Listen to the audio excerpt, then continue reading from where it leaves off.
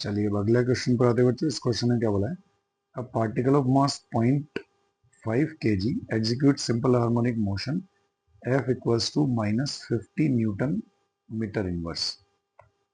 देखिए पार्टिकल का मास कितना दिया हुआ है बच्चों, पार्टिकल का मास दिया हुआ है 0.5 kg। पार्टिकल पर जो फोर्स लग रहा है, फोर्स की वैल्यू कितना दिया हुआ है, -50 इंटू एक्स।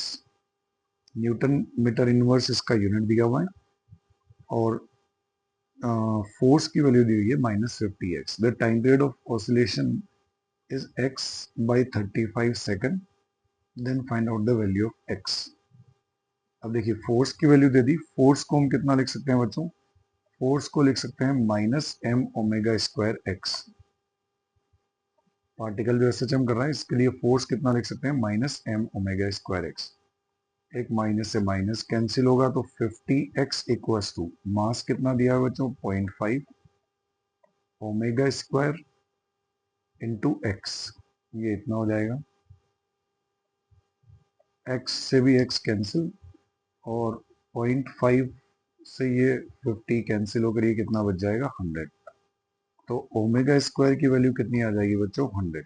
मतलब ओमेगा जो मिलेगा, ओमेगा की वैल्यू क्या मिल जाएगी, 10 रेडियन पर सेकेंड। यहाँ पर हमसे क्या पूछना चाह रहे हैं, टाइम पीरियड ऑफ ऑसिलेशन। तो टाइम पीरियड को हम कितना लिख सकते हैं बच्चों, टाइम पीरियड को लिख सकते हैं 2 पाई बाई ओमेगा।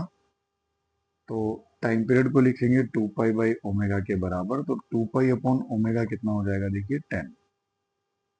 तो यहाँ से कैंसिल होकर क्या हो जाएगा, 5। अब देखिए पाई को भी अगर मैं यहाँ पर पुट कर दूं तो हो जाएगा पाई की वैल्यू 22/7 इंटू 5 अपॉन में कितना हो जाएगा बच्चों, 22/35।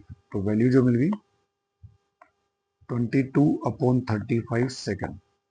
अब देखिए इससे कंपेयर करें तो यहाँ पर क्या दिया हुआ है, x की वैल्यू जो मिल जाएगी, x की वैल्यू, तो x जो मिल जाएगा वो कितना मिल जाएगा, 22 के बराबर।